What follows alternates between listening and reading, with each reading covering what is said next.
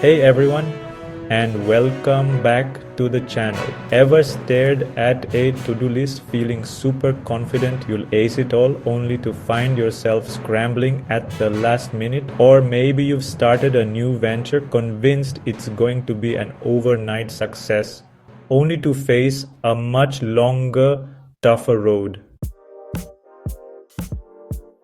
If that sounds familiar, you're not alone. What you're experiencing are two incredibly common yet often invisible psychological pitfalls: the planning fallacy and optimism bias. And today we're going to break them down, understand why we fall for them, and most importantly, how to avoid them.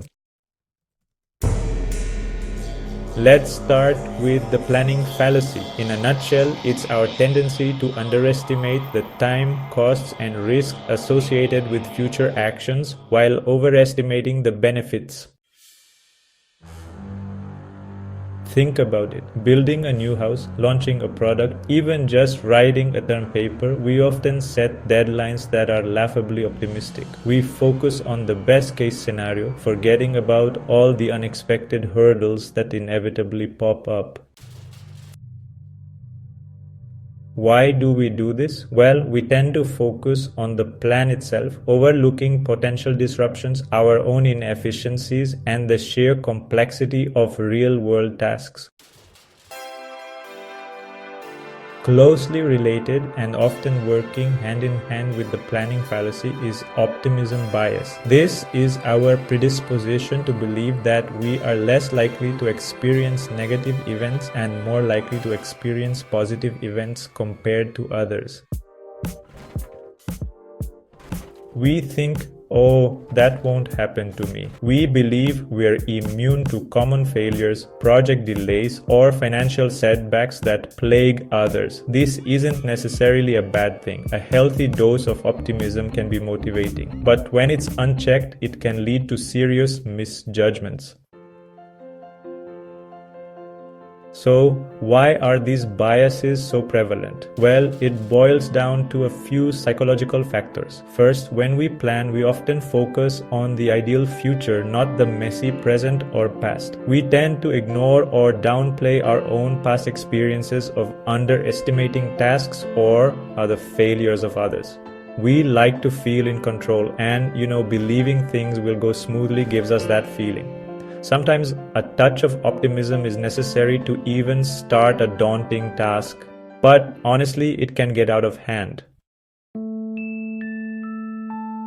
These biases are deeply ingrained. They're shortcuts our brains take to simplify complex situations, but they often lead us astray. The impact of these biases can be significant. For individuals, it means constant stress, missed opportunities, and feeling perpetually behind. For businesses, it can lead to failed projects, wasted resources, and even bankruptcy.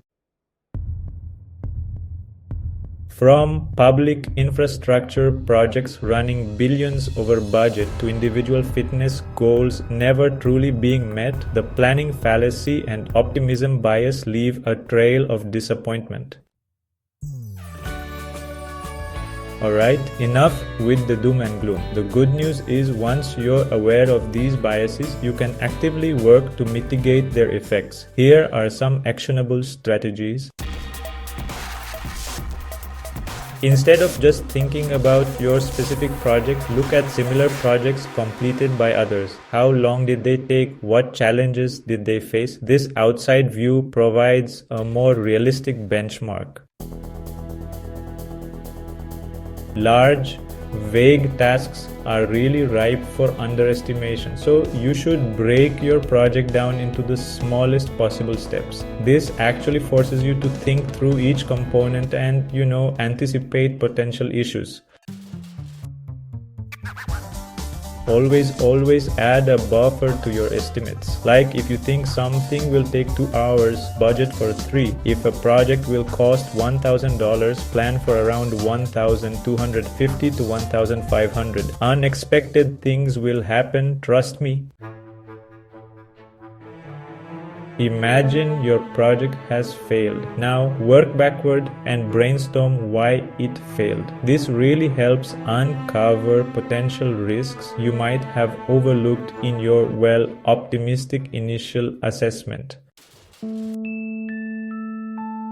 So, keep a log of your actual time spent on tasks versus your initial estimates.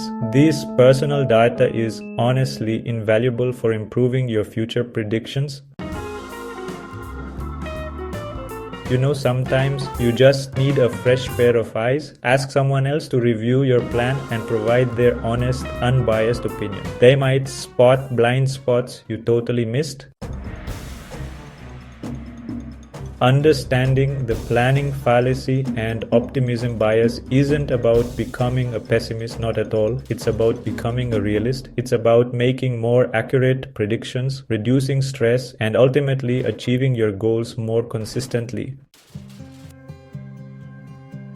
So, the next time you're planning something big or small, just take a moment. Challenge your initial optimism. Ask yourself, what could go wrong here? How long did a similar task really take me in the past? I hope this video helps you navigate your projects and ambitions with more foresight and success. If you found this helpful, please hit that like button, subscribe for more content like this, and let me know in the comments what's a time the planning fallacy or optimism bias tripped you up.